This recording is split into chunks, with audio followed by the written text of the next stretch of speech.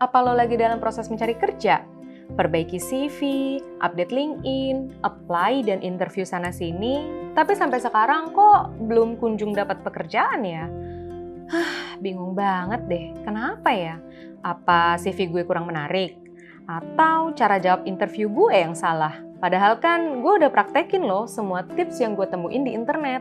Nah, mungkin aja nih, lo belum melakukan beberapa cara ini yang ampuh banget tapi nggak kepikiran orang banyak, apalagi dilakuin. Makanya pada video kali ini, gue Ajeng dari Journey Journal akan sharing beberapa tips terampuh yang bisa membuat lamaran kerja kita tuh makin stand out. Dan plusnya, kesehatan mental kita juga tetap terjaga. Tenang aja, video ini tuh bukan kumpulan kata-kata motivasi kok. Bahkan tips-tips ini tuh praktikal banget, bisa langsung kalian coba. Penasaran? Keep on watching!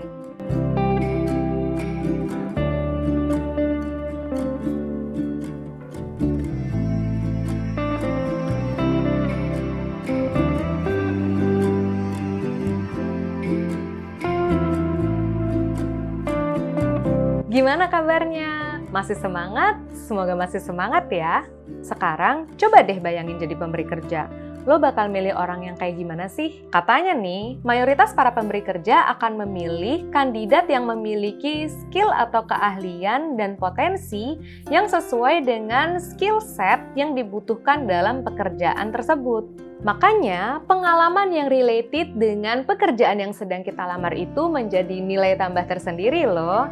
Jadi logikanya, supaya bisa stand out, kita tonjolkan ke pengalaman dan pencapaian yang udah kita raih. Tapi gimana dong kalau misalnya ternyata kita nggak punya pengalaman kerja yang related dengan pekerjaan yang sedang kita lamar? Nggak apa-apa, masih ada cara lain. Kita bisa ikut sertifikasi dan yang paling penting adalah portofolio. So, tips pertama adalah buat portofolio. Dengan membuat portofolio, kita bisa meyakinkan para pemberi kerja bahwa kita itu punya skill dan kompetensi yang sesuai dengan pekerjaan yang sedang kita lamar. Plusnya lagi, kita tuh jadi kelihatan lebih inisiatif dan mampu mengendalikan stres dibandingkan kalau kita nggak membuat portofolio. Makanya selama proses mencari kerja disaranin banget untuk membagi waktu antara mencari pekerjaan dan membuat portofolio. Jadi kalau misalnya kamu nih pengen banget kerja di bagian branding, ya nggak apa-apa, coba aja jualan sesuatu gitu di sosmed dan sekalian bikin branding juga di sosmed. Itu udah bisa jadi portofolio. Adik gue pribadi itu juga ngelakuin dan sekarang dia kerja di Gojek. Temen gue, dia mau jadi UI dan UX technician, walaupun dia nggak ada background apapun, akhirnya dia coba belajar sendiri dan bikin portofolio. Dan sekarang dia kerja di Traveloka. Keren banget kan? Lalu gimana kalau misalnya pekerjaannya jadi pengacara atau marketing atau HRD dan pokoknya bingungin banget deh gimana bikin portofolionya?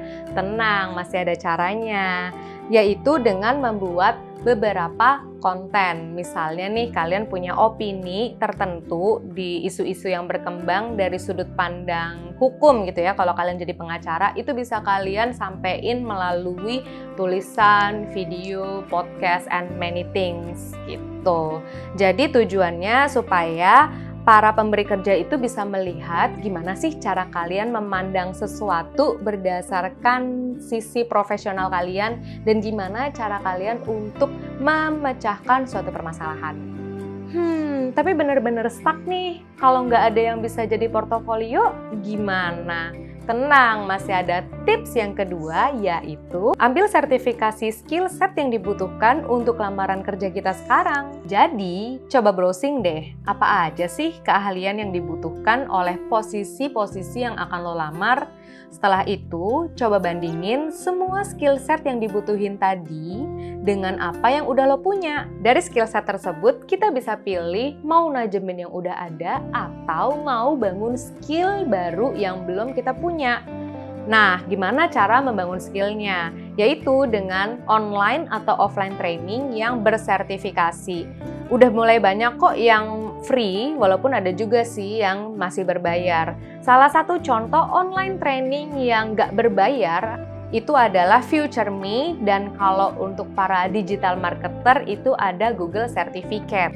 Aduh, udah cari kerja aja pusing, ditambah lagi harus terus-terusan belajar. Kalau emang udah jenuh banget, ya udah nggak apa-apa, kita bisa coba tips yang ketiga, yaitu lakukan hobi yang positif. Hobi yang positif ya, jangan rebahan. Dengan melakukan hobi yang positif, fisik dan pikiran kita tuh jadi lebih aktif sehingga kita tercegah dari overthinking. Dan nambah skill set juga sih. Selain itu, dengan melakukan hobi yang menurut kalian pribadi punya pengaruh yang baik, itu ternyata bisa meningkatkan self-worth loh. Apa itu self-worth? Self-worth adalah rasa bahwa diri kita berharga. Jadi intinya, penting banget melakukan hobi untuk menjaga kesehatan mental kita selama proses mencari kerja. Sebuah riset mengenai stres dan well-being yang dilakukan oleh Australian Psychological Society menyatakan bahwa 4 dari 5 partisipan mengatakan aktivitas seperti mendengarkan musik dan menjalani hobi itu efektif dalam mengendalikan stres loh. Akan lebih baik kalau hobi yang dipilih ini adalah hobi yang bisa jadi portofolio juga. Contohnya kalau kalian suka masak, nah kalian bisa tuh jualan di sosial media atau posting-posting aja di sosial media hasil masakan kalian. Begitupun juga kalau misalnya kalian suka gambar, berkarya, pokoknya everything di post aja di sosial media. Kenapa sih kok pamer banget? Memang iya, tujuannya adalah supaya nanti HRD-nya ketika kalian melamar bisa melihat bahwa orang ini tuh aktif dan inisiatif selama masa mencari kerja loh. Intinya selama proses mencari kerja ini, coba kita tunjukin bahwa kita tetap aktif dan produktif gimana pun caranya. Bukannya itu ya alasan para rekruter nanya ke kita dalam waktu senggang, kamu ngelakuin apa? Menurut kalian mana yang dipilih? Yang inisiatif dan aktif atau yang kurang inisiatif dan pasif? Tips keempat, join volunteer dan internship. Untuk menjadi produktif, kita bisa coba menjadi sukarelawan dan atau anak magang. Untuk kalian yang udah pernah punya pengalaman kerja, langkah ini tuh kesannya kayak mundur banget ya. Tapi sebenarnya mundurnya untuk maju. Kenapa? Karena selama kita mencari kerja ini dibandingkan kita nggak ada pengalaman lagi, lebih baik kan kita tetap aktif punya pengalaman. Walaupun mungkin bayarannya kecil atau misalnya hampir nggak dibayar gitu ya. Tapi yang kita dapat itu manfaatnya banyak banget. Apa aja? Yang pertama, kita bisa tetap mengasah atau menambah skill set yang mungkin related dengan pekerjaan-pekerjaan yang kita lamar. Makanya kalau bisa, kita tuh sukarelawan dan jadi anak magang di bidang yang akan kita lamar gitu. Di sisi lain, cara ini juga bisa menyeimbangkan kesehatan mental loh. Kenapa? Karena dengan terus produktif dan setiap hari tuh berhasil melakukan tugas yang kita lakukan, membuat diri kita tuh jadi tetap percaya diri. Karena biasanya masalah psikologis yang muncul selama kita mencari kerja itu adalah penurunan kepercayaan diri dan rasa gelisah atau anxiety tentang masa depan, tentang kebutuhan sekarang terpenuhi atau enggak, dan segala macamnya itu. Plusnya lagi, kalau kita internship di perusahaan yang sedang kita incer, dan ternyata kinerja kita dianggap bagus, bisa banget loh kita dapat rekomendasi dari orang dalam. Benar-benar nggak ada ruginya kan? Yang kelima, perluas jaringan. Ada yang bilang salah satu kunci kesuksesan kita selain kerja keras dan kemampuan adalah siapa yang dikenal. Nah, makanya coba deh perluas jaringan lo untuk memperluas sudut pandang, pengetahuan, pengalaman, dan bahkan mungkin kesempatan kerja. Gimana sih caranya? Yang pertama, kita bisa hubungin lagi teman-teman lama kita. Yang kedua, kita bisa join ke komunitas-komunitas. Sekarang tuh udah banyak banget komunitas. Gue kasih contoh nih yang gue tahu. Yang pertama ada Toastmaster, yaitu English Public Speaking Club. Dan yang kedua ada Yayasan Sahabat Anak, Indonesia Mengajar, dan many things. Kalian juga bisa ikut komunitas-komunitas hobi yang kalian enjoy banget.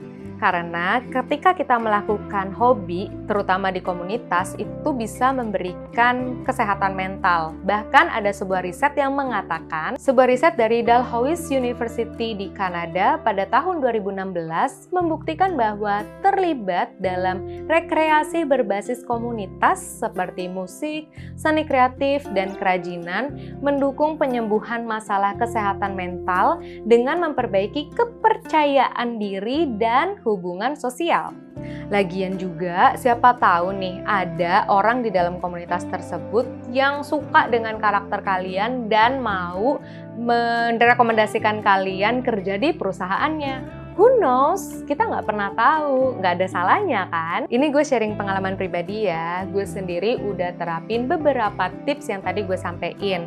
Dan jujur hasilnya tuh bagus banget ke kesehatan mental gue. Karena ketika nganggur, itu tuh gue ngerasainnya kurang percaya diri, kemudian juga ngerasa gelisah karena sempat ditolak juga kan oleh beberapa perusahaan. Tapi dengan bikin konten-konten kayak gini sebagai portofolio, gue tuh jadi ngerasa lebih terkontrol gitu, memegang kendali atas hidup sendiri dan lebih dekat juga sama tujuan akhirnya. Bahkan portofolio ini pun bisa gue tunjukkan nanti ketika gue ngelamar kerja. Dan setiap kali gue berhasil melakukan sesuatu, tantangan-tantangan kayak atau apa yang emang udah gue bisa, itu tuh jadi punya rasa berkembang gitu. Nah, rasa berkembang ini benar-benar ini nih yang bikin gue tuh jadi percaya diri gitu loh. Yakin kalau akan mendapatkan karir yang bagus. Nah, sebenarnya rasa percaya diri dan nggak terlalu gelisah ini kan perasaan yang paling dibutuhin ketika kalian mencari kerja. Makanya dicoba deh. Mungkin awal-awal agak mager banget, tapi beneran ini tuh bakalan impact banget dibandingkan dengan kata-kata motivasi.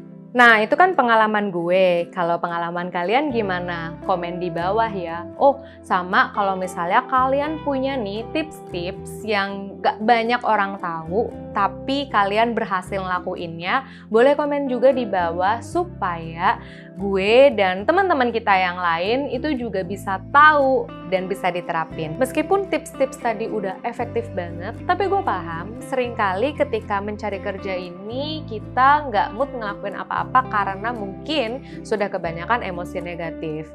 It's okay, tapi yang terpenting adalah gimana caranya kita bisa menyalurkan emosi-emosi negatif tadi itu ke arah yang lebih sehat.